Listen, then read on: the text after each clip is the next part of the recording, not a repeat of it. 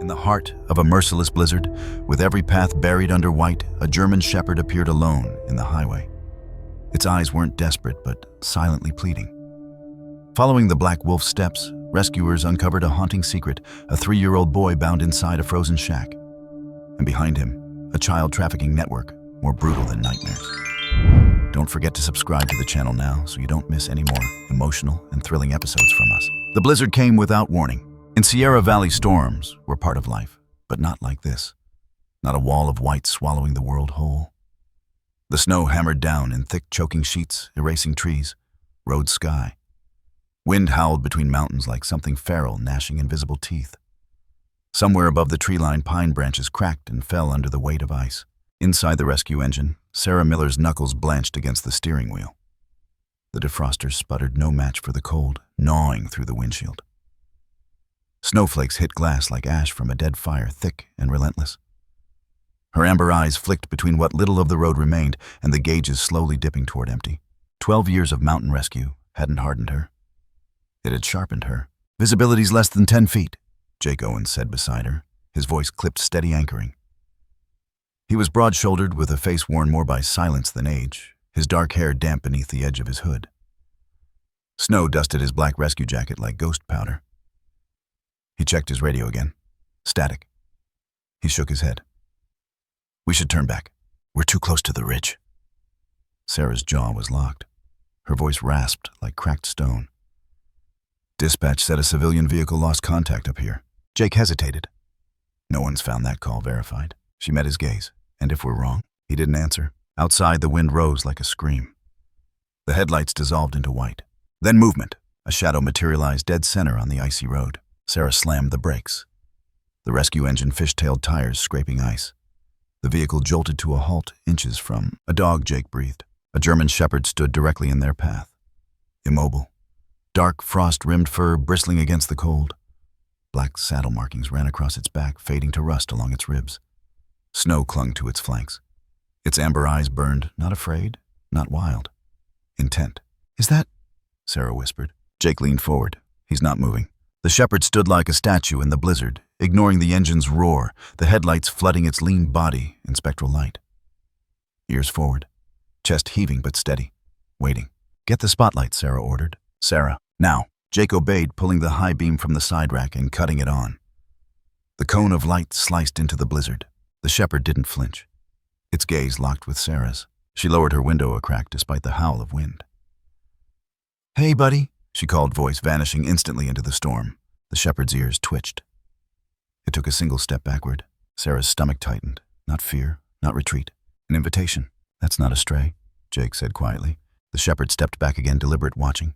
And then it turned. It melted into the trees. Sarah's door opened before Jake could stop her. The storm hit like a hammer. The cold slapped breath from her lungs as she stepped into knee-deep snow. Her flashlight flickered in the gale. Jake cursed, grabbing the radio again. Static hissing in reply. "Sarah, you're not seriously following a damn dog into this." "It's not just a dog," she growled without turning. She followed. The shepherd reappeared between trees 20 yards ahead. It paused, glancing back over its shoulder. Confirming she followed. Then it pressed on, moving through drifts like a shadow. The forest swallowed sound. Wind reduced to the low hiss of ice falling from overloaded branches. Pines towered, their outlines warped by snow. Sarah trudged forward, boots crunching through crusted powder. Her breath steamed out ragged. Every instinct screamed retreat. She ignored them. Another glance back from the shepherd. Closer now. Leading, not fleeing. "Why?" Then she heard it. A sound that did not belong in a blizzard. A cry. Thin, weak, human. Sarah froze, heart punching ribs. Ahead, the shepherd stopped, standing sentinel. Sarah surged forward, heart hammering. Her light swept across twisted underbrush, collapsed branches, then stopped. There, half buried in snow against the warped skeleton of an old hunting shack, was something not natural. A splash of color. Fabric. Her flashlight caught at a child's jacket, pale blue. "Jake!" she shouted, voice shredded by the wind. "Jake, get over here!" Her gloves tore snow aside frantically. She unearthed the figure, a boy, small bound at wrists and ankles, barely breathing, skin waxy under frostbite red cheeks. Lips parted, pale, maybe 3 years old. A child, alive. Sarah dropped to her knees. Oh God, baby, no." Jake came crashing through seconds later. He skidded to a halt. His face went bloodless. "Cut him loose," she barked. Jake dropped beside her, blade out. He sliced frozen cords as Sarah tore off her outer jacket, wrapping the child against her. The boy's head lolled unseeing. "He's ice cold," Jake whispered. "He's alive. He won't be much longer." The shepherd stood close now, silent, watching. Sarah felt its eyes on her as she lifted the boy against her chest. Where did you find him?" Jake's voice cracked. Sarah looked down at the boy, then up at the shepherd. He led me straight to him. The shepherd tilted its head slightly, waiting. Sarah stumbled to her feet, Jake supporting her. The shepherd turned and began walking back. Jake stared, stunned. "He wants us to follow." Sarah held the boy tighter. "Then we follow." The shepherd moved ahead of them, forging the path back. Neither spoke. Branches clawed their arms. Snow stole their breath, but they followed. Their guide never faltered. When they reached the road, the rescue engine loomed from the storm. Jake yanked the door open. Sarah climbed inside, pressing the child against the heater vent. The shepherd stood at the tree line, watching, waiting. Jake slammed the door. He's hypothermic. Pulse is weak. Sarah cradled the boy tighter, fighting panic. "Stay with me, baby. Stay with me." The shepherd made no sound. Sarah met its gaze through the windshield. Then, without a sound, the shepherd turned and disappeared into the white. Gone. Jake gunned the engine. Sarah didn't look away from where it had vanished. Who had sent that dog? No answer came. Only snow. And a child barely breathing in her arms. The boy wasn't breathing right. Sarah could feel it, each shallow, faltering gasp against her chest as she held him tighter, willing her own body heat to seep into his frozen skin. His lips were blue. His small frame barely registered his weight in her arms. She could feel the brittleness of him, the frightening fragility of life, hanging by a thread. Jake's voice crackled beside her, harsh over the roar of the blizzard. "We're losing him." "I know," Sarah snapped, cradling the boy closer. Her heart pounded not from exertion, but terror. Terror of carrying a life too far gone to save. She stumbled forward, knees burning with effort, as the snow deepened with every step. Ahead, Shadow the German shepherd still led the way. Steady, silent. The dog's shape blurred and reappeared between trees, a living thread guiding them through the labyrinth of ice and death. Sarah couldn't understand how the animal moved so effortlessly through the storm that threatened to swallow her whole. She no longer questioned it. She followed. "Come on, little guy," she whispered against the child's ear. His skin was ice, his eyelashes rimmed with frost. Her own tears froze before they could fall.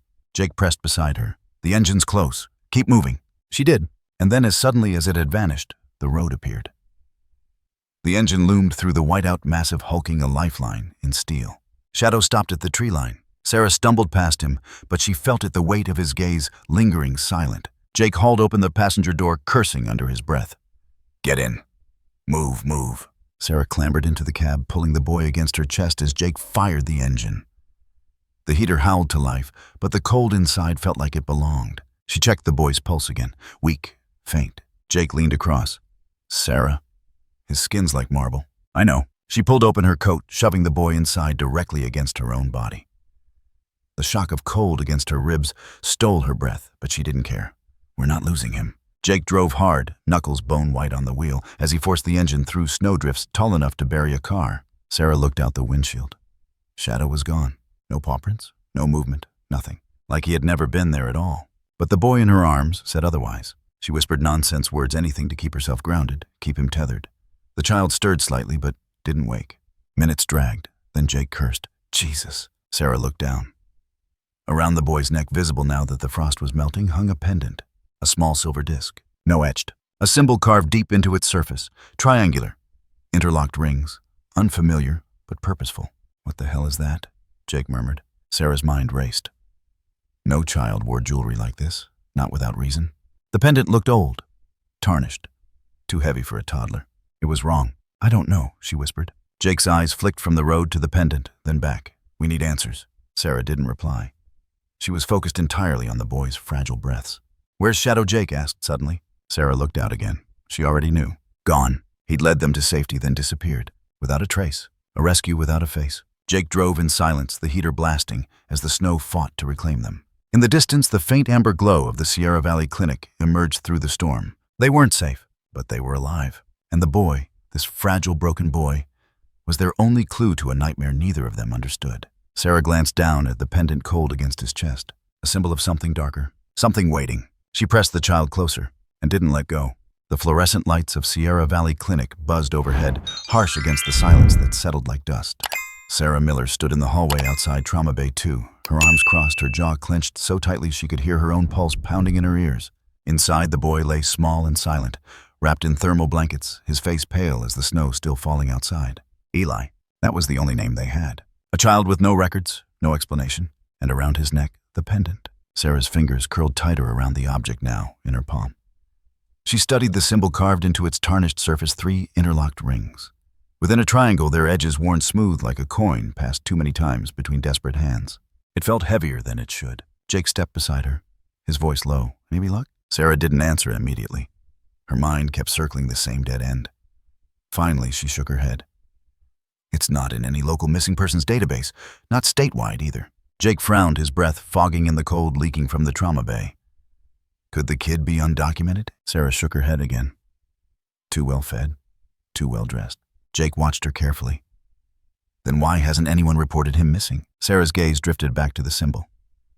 That's the question, isn't it? They both stared at the pendant, like it might blink back at them. Sarah's voice dropped to a whisper. I sent the image to Agent Rutherford.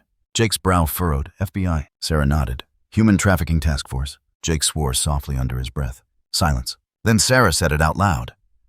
I think this boy wasn't supposed to be found. Jake's face paled. Sarah looked up, her voice cracking. I think whoever took him gave up on him.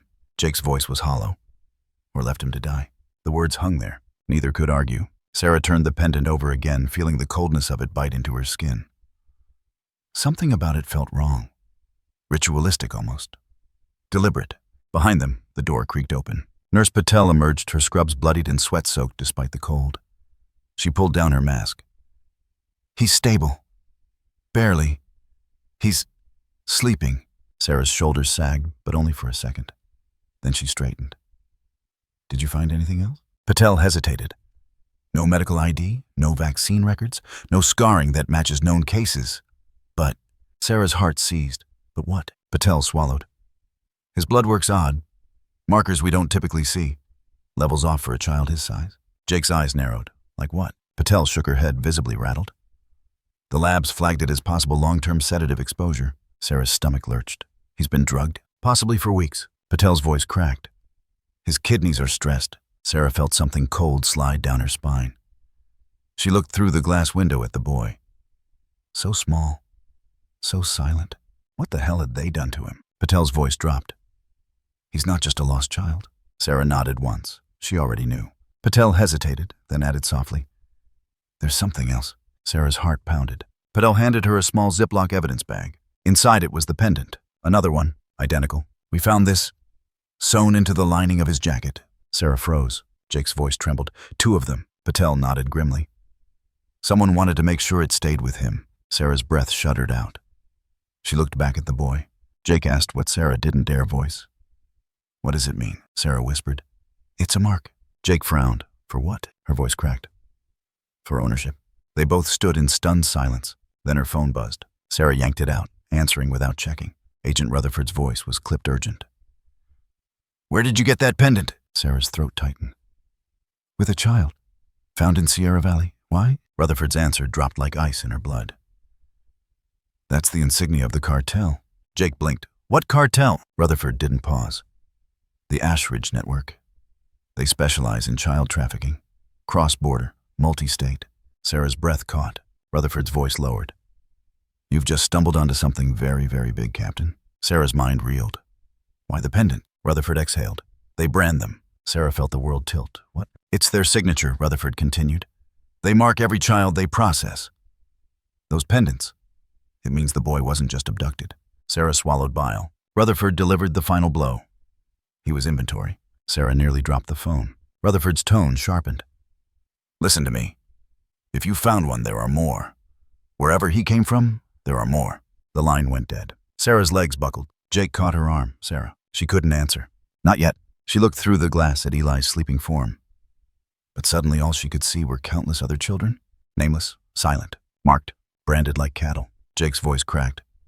What now? Sarah closed her eyes. And then Jake stiffened. His gaze drifted past her towards the double doors of the clinic entrance. Sarah turned slowly. Shadow stood there. The German shepherd silent as snow waiting. Watching, Jake whispered. How? Shadow didn't move. Didn't bark. Didn't tremble. He simply stood sentry. Sarah felt her throat tighten. Not fear. not confusion. Recognition, Jake whispered. He's guarding him. Sarah's voice was raw. No, he's guarding all of them. And she realized Shadow wasn't just a guide. He was a witness, a survivor, and now he had chosen them. Chosen Eli, and chosen to stand watch against whatever came next. Sarah closed her fist around the pendant until it cut her skin. This wasn't over. It had only just begun. The hallway was quiet, but Jake could feel the past pressing in like the walls themselves were closing around him.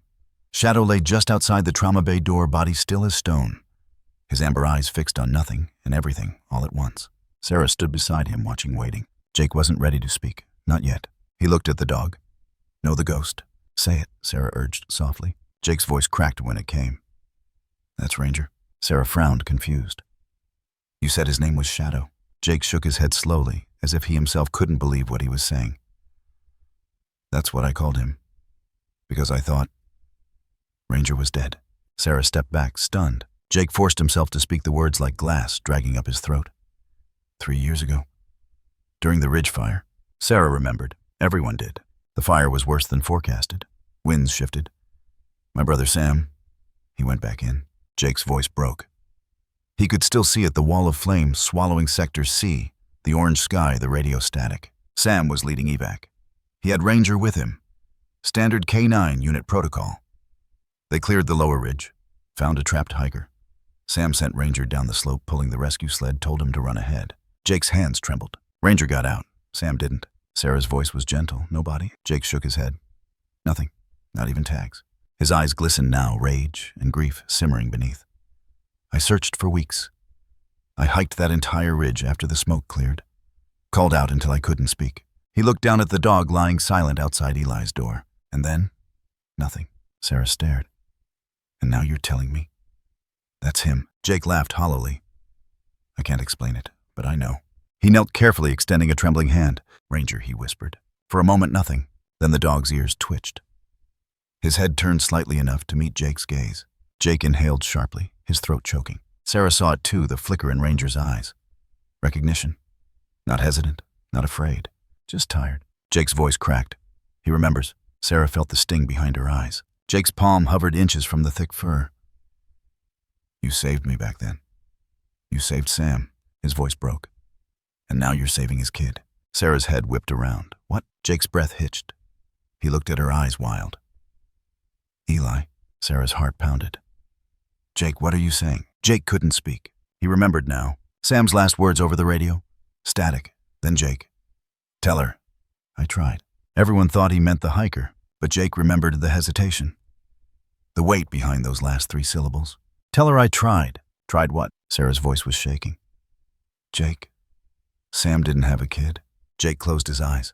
Did he? His brother's life before the fire had always been a closed book. Deployment after deployment. A brief engagement broken off.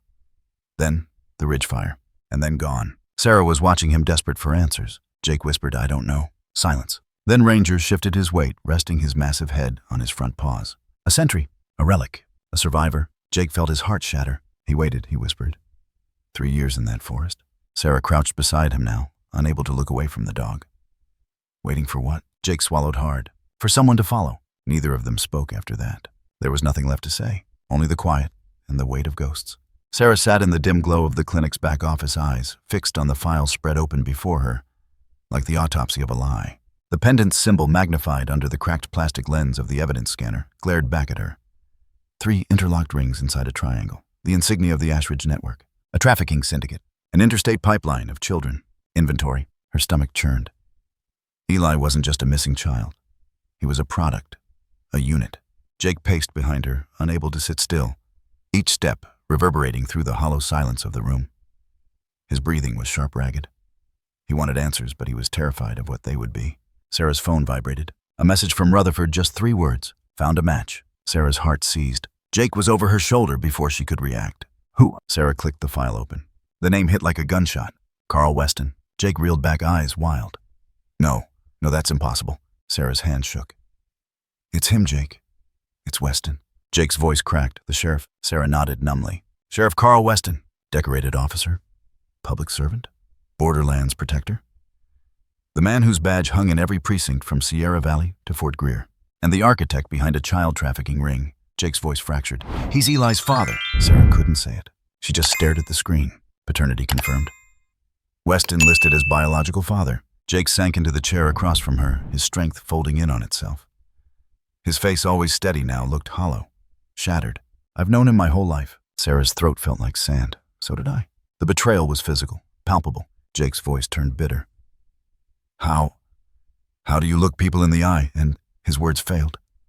He slammed a fist into the desk, shoving the file across it. Sarah didn't flinch. Instead, she picked up the photo that slid loose from the folder. A security still. Weston standing in front of a black SUV, cradling a child. Eli. A much younger Eli, maybe 18 months old, smiling. The picture blurred behind Sarah's tears. He was raising him, she whispered. Jake's voice was dead. Until he wasn't. The words dropped between them like a blade. Sarah forced herself to read the details. Eli, child from a short-lived relationship in a southern border town. No official birth certificate, no hospital record. Weston's mistress, a woman who'd vanished 2 years prior. No body recovered. Sarah felt nausea rise. He covered his tracks, Jake whispered. And when Eli became inconvenient, Sarah finished it for him. He labeled his own son as cargo. Jake covered his face with his hands. He looked like he might shatter. But Sarah wasn't done. He left him to die. Jake's voice broke. His own kid. Silence stretched, suffocating. And then quietly, Jake's voice emerged again. Small, hollow. How does someone do that? Sarah's voice came like stone. He doesn't see a child. He sees liability. Jake's jaw flexed. His hands curled into fists. Sarah looked up at him, voice low but shaking. Jake. Weston was Sam's superior. Jake froze. Slowly he met her gaze. And Sarah whispered the truth neither of them wanted to say. Sam found something, didn't he? Jake said nothing. He didn't have to. They both knew. Sam hadn't died in a fire. He'd been silenced. Sarah felt it now, the cold certainty pressing down on her ribs like ice. Sam went back up that ridge to stop something. Jake's knuckles blanched. And Weston made sure he never came down. Silence. Sarah forced herself to stand. Forced herself to breathe. We can't bury this. Jake shook his head slowly. If we go after him, Sarah's stare hardened. We're already in it. Jake's next words were soft, terrified. He'll come for Eli. Sarah looked back at the boy's name on the screen. No longer a mystery. Just another secret Weston tried to erase. Sarah's voice cracked, but her resolve did not. Then let him try. Outside, in the frozen darkness of Sierra Valley, Sheriff Carl Weston watched the clinic lights burning through the storm and smiled. The storm had swallowed the world. Snow hammered down in thick, suffocating sheets as Sarah trudged behind Shadow. Every step a battle. Her breath tore from her lungs, vapor streaming into the black. Beside her, Jake moved in silence, eyes locked ahead, his rifle slung but ready. Every sense strained. Shadow was relentless. The shepherd forged ahead through the blizzard, an ink-black silhouette against the white abyss. His paws left no clear trail, but Sarah knew without him they were lost. The mountain consumed paths without mercy.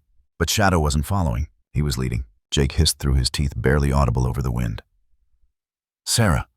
How the hell does he know where he's going? Sarah couldn't answer. She just watched Shadow pause at a tree line, glance back once, then slip forward again into the dark. Minutes dragged. Then the forest opened up. Sarah almost missed it, a subtle break in the trees, a dip in the land. Shadow stopped suddenly, body low to the ground, ears pinned. He stared forward, unmoving. Jake raised his rifle. What is it? Sarah stepped beside Shadow, eyes narrowing. That's when she saw it. Half buried beneath the snow, camouflaged perfectly against the frozen landscape, was a concrete structure. A bunker. Small, circular. Its entrance sealed with rusted steel doors. Sarah's pulse roared in her ears. Jake whispered, "What the hell?" Shadow growled. Sarah's flashlight beam swept across the scene, and she saw the truth. Boot prints. Small ones. Children. Scattered around the door, half erased by snowfall. Jake's voice cracked. Sarah. Sarah's mouth went dry. This wasn't a bunker. It was a prison. Shadow crept forward, sniffing the snow near the entrance. His body rigid, his fur bristling. He let out a low, guttural sound Sarah had never heard from him before. Not a warning. Grief. Sarah's knees buckled, but she forced herself forward. She crouched near the door. A lock. Industrial. Weston's reach. Jake stepped up, rifle-trained eyes, flicking left and right. Sarah pulled out her phone. We need evidence. She took photos. Door. Boot prints. The symbol etched crudely into the steel, a triangle with 3 rings. Same as Eli's pendant. Jake's voice was shaking. This is where he kept them. Sarah nodded once, but her gut twisted. Shadow paced, now anxious. He circled the structure twice, then froze. Sarah turned. The sound reached her a second too late. Voices, crunching boots in the snow, flashlights sweeping between trees. Jake swore. We've got company. Sarah's voice dropped to a blade. Weston's men. Shadow's growl became savage. Jake chambered around. Sarah were sitting ducks. She snapped photos with trembling hands. "We can't leave this. We'll be dead if we stay." Shadow bolted first, disappearing into the trees. Jake grabbed Sarah's arm. "Move!" They ran. Snow exploded beneath their feet as shadows emerged behind them. Figures in dark coats, tactical armed. No badges. No mercy. Sarah heard the gunfire crack behind her. Jake shouted, "Down!" She dove behind a fallen pine as rounds tore through the air. Shadow reappeared at Jake's side, snarling his body low, leading them into the ravine. "Follow him!" Jake roared. Sarah scrambled legs, burning, heart pounding. She didn't think. She ran, and Shadow ran ahead, silent, relentless, leading them to survive. The forest tore at them like claws. Branches slashed across Sarah's arms, snowmelt seeping through her jacket as she forced her body forward one desperate step after another. She could hear Jake behind her, breathing ragged, each stride labored under the weight of his rifle and fear. Gunfire cracked again closer. Shadow darted ahead, a phantom among the pines, glancing back only to make sure they followed. Then Jake shouted left. Sarah pivoted instinctively, just as a bullet ripped through the air where her head had been a second before. They scrambled down a sharp embankment. Sarah hit the ground hard, sliding on her side ice, burning through her clothes. Jake stumbled beside her, both gasping. Shadow stood at the bottom of the slope waiting. Sarah tried to rise, but Jake yanked her down. Movement. One of Weston's men crested the ridge above them, scanning. Jake leveled his rifle. Sarah stopped him with a hand. Shadow was already moving. The shepherd lunged from the darkness, silent as death. His jaws clamped around the attacker's forearm. There was no bark, no snarl, only the brutal sound of flesh tearing. The man screamed, weapon dropping as Shadow dragged him down. Sarah didn't hesitate. She charged up the slope, kicked the fallen rifle aside, and drove her elbow into the attacker's temple. He crumpled. Shadow released. Blood stained the snow. Jake's voice cracked behind her. "We need to go." Sarah turned to Shadow, who stood over the unconscious man, chest heaving. "You saved us," she whispered. The shepherd just stared at her, those amber eyes, unreadable. And then he turned and ran. Sarah followed, deeper into the trees. Their pursuers scrambled after them, flashlights slicing through the dark. But the terrain was Shadow's domain. He wove through frozen gullies, led them across fallen logs, slick with frost. Forced them over boulder fields where footsteps couldn't be tracked. Sarah felt her lungs scream for air, but she kept moving. Minutes stretched into eternity. Finally, the sounds behind them faded. Gunfire ceased. Only the storm remained. Shadow stopped. They were safe. For now. Sarah collapsed against a tree, every muscle shaking. Jake dropped beside her chest, heaving. They sat in silence, snow falling heavier now, blanketing their bodies. Shadow stood guard. Sarah met Jake's eyes. "We found it." Jake nodded. But neither of them smiled, because the truth was worse than they'd feared, and Weston knew they were coming. The fire crackled in the old ranger station, but it gave no warmth. Sarah stood across from Jake, her arms crossed tight over her chest, but it wasn't the cold she was bracing against. It was the silence. Shadow lay beside the hearth, his breathing steady, his eyes reflecting the flickering light like amber glass. He watched both of them, waiting. Jake leaned forward in the chair, elbows on knees, head bowed. He looked beaten. His voice, when it came, was hoarse. "You really think Sam had something to do with this?" Sarah's throat tightened. "I don't know what to think." Jake's jaw clenched. She pressed on. "You said yourself he changed before the fire. That he stopped answering calls. That he stayed out in the ridge for days at a time." Jake's head dropped lower. Sarah stepped closer, her voice sharper now. "What was he doing out there, Jake?" Jake whispered. "Looking for something." Sarah's heart hammered. "Or someone." Jake said nothing. "Tell me," she pushed. Silence, until Jake looked up.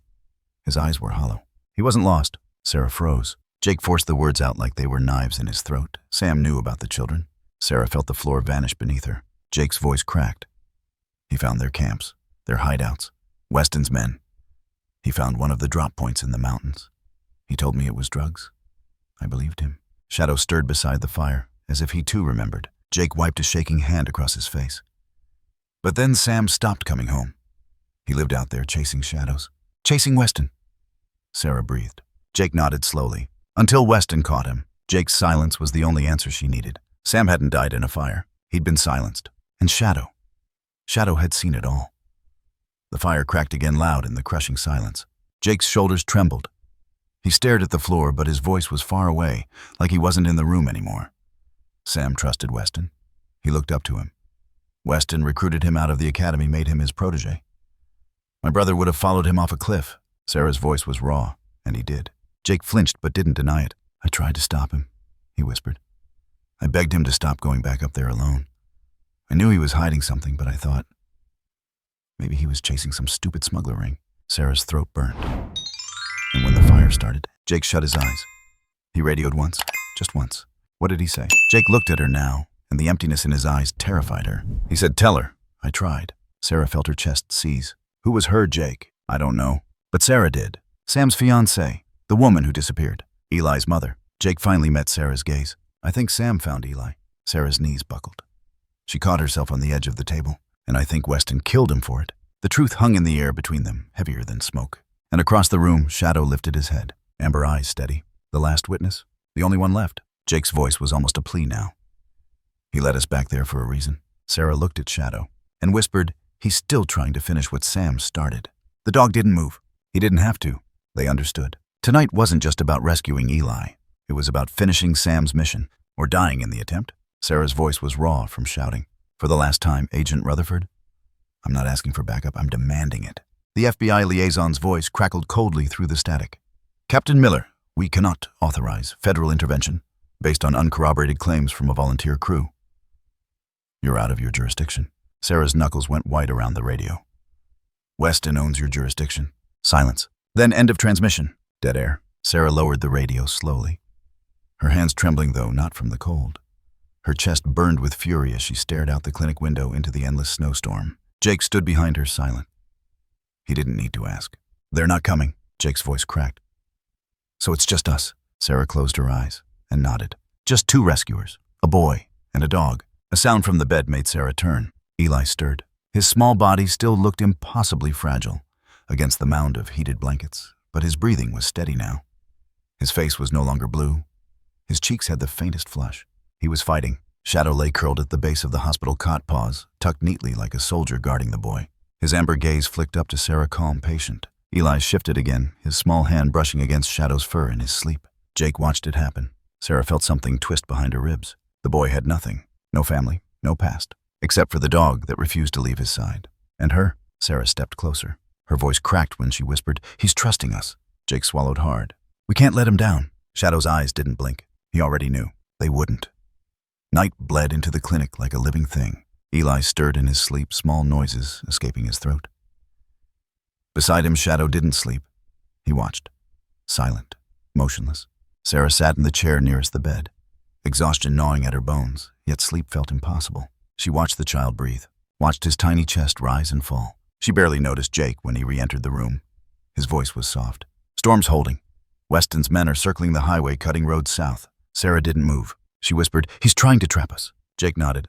"We're alone out here." Shadow's ear twitched. His body didn't. Sarah brushed a trembling hand across Eli's brow. Then her breath caught. Tiny fingers reached for her. Eli, half-conscious, found her hand and clung to it. Sarah's throat locked. "Mama." The word was broken, fragile, but unmistakable. Sarah's heart shattered. Jake heard it. He looked away. And Shadow, he lifted his head slightly and thumped his tail once. Sarah bent over the boy, tears burning in her eyes. "I'm here." Eli clutched tighter. And Shadow lay back down, body curling protectively around the bed. A silent vow. The boy had been abandoned by the world, but not by them. Not anymore. The mountain loomed black and silent under the storm. Sarah crouched beside Jake behind the snow-draped ridge, her breath a thin cloud in the frozen air. Below, half buried in ice and stone, the hidden bunker pulsed faintly under floodlights Weston's compound. She could see the reinforced doors. Guards patrolled in rotating intervals, their rifles glinting in the cold. Jake whispered, 4 on the perimeter. 2 on the tower. Weston's inside. Sarah's knuckles tightened around her sidearm. "We're going in." Jake looked at her like she was insane. "Sarah, there's 2 of us." Sarah's voice was steady. "And a dog." Shadow stood beside them, body rigid, ears forward, a silent sentinel waiting for her word. Sarah whispered, "We've got 1 shot." Jake checked his rifle, jaw clenched. "Then we don't miss." No further words. At her signal, they moved. Shadow led first. The shepherd ghosted across the snow like smoke, his black coat dissolving into darkness. Sarah and Jake followed, keeping low, slipping past the first floodlight sweep. Shadow paused at the first outer guard, motionless, waiting. Sarah's heart pounded. Then in a blink, Shadow lunged. Silent, precise. The guard crumpled without a sound. Jake dragged the body behind the rocks. They pressed forward. Each step was a countdown, every heartbeat a warning. They reached the service tunnel entrance. Jake worked fast, slicing through the locking mechanism with shaking hands. The door groaned as it opened. Shadow slipped inside first, scanning the darkness. Sarah followed, weapon raised. Inside, the air reeked of diesel and sweat. Metal stairs spiraled downward into the mountain's heart. From below, voices, echoes, chains. Children! Sarah's stomach twisted. Jake met her eyes. No more waiting. They descended. At the lower level, rows of locked cages lined the bunker walls. Small forms curled inside children, filthy and silent, too weak to cry. Sarah fought the scream clawing her throat. Jake whispered, God. They swept the hall, unlocking cages as fast as possible. Children flinched from their touch, terrified. Sarah dropped to her knees, hands trembling as she whispered reassurances, her heart shattering with every hollow-eyed stare. Shadow, watch them! The shepherd obeyed without hesitation, standing guard before the cluster of children like a living wall. Then a gunshot. Jake staggered as a bullet grazed his shoulder. Weston's men. A firefight erupted. Sarah dragged Jake behind cover, her mind spinning. They were trapped. Then out of nowhere, Shadow charged into the chaos. Fangs flashed. A scream rang out. Shadow saved Jake's life. Sarah fired into the confusion heart, racing the echoes of gunfire deafening. And then a voice cut through it all. Weston, from the darkness. You should have stayed out of this, Sarah. Her blood ran cold. The final confrontation had begun. The gunfire ended, but the nightmare didn't. Smoke choked the bunker's narrow corridor. Sarah pushed forward through the haze, heart hammering every step, a war against the panic clawing her throat.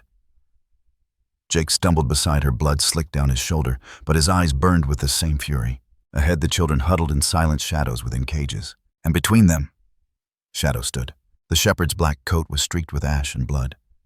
Yet he remained upright, guarding the children, his body a silent barrier against Weston's men. Then, a voice, calm, cold. Drop your weapons. Sarah spun. Weston stepped from the smoke like death itself, sidearm raised, eyes dead. Jake cursed under his breath. Weston. And behind him, Eli. The boy clutched in Weston's free arm, body limp, a knife pressed to his throat. Sarah's breath shattered. Let him go. Weston smiled. No. Then it happened fast. Shadow moved first. A blur of black and rust, he lunged, a desperate streak of motion, aimed straight for Weston's throat. But the sheriff was faster. The gun roared. A single shot. Shadow's body twisted midair, blood spraying like ink. The shepherd crashed to the ground. Eli screamed, and Sarah's world went silent. Shadow didn't stay down. He pushed up. One leg buckled. Blood poured from his side, soaking the dirt floor beneath him. But his eyes, those amber eyes, locked onto Weston. And he stood, body trembling, breathing ragged. But he stood, between Weston and Jake. Sarah felt something fracture inside her. Weston cursed, stepping back, dragging Eli with him. His gun tracked Shadow, but the shepherd didn't move, didn't flinch, didn't surrender. Jake's voice cracked. Sarah. She didn't hear him. She moved. Her sidearm came up. Her breath stilled, and she fired. Weston jerked as the bullet hit his shoulder. His grip on Eli faltered. The boy dropped. Jake caught him. Sarah's second shot hit Weston in the leg. He collapsed, the gun skittering across the concrete. It was over. Jake pinned Weston. Sarah approached slowly, gun still trained, her chest heaving. Shadow collapsed then, finally, but his eyes never left Eli. Sarah dropped beside the shepherd, her shaking hands pressed to his wound. Blood pumped hot and fast through her fingers. No. Shadow looked at her. Calm, steady, as if saying it's done. Tears blurred her vision. Jake's voice cracked. Sarah, he saved us.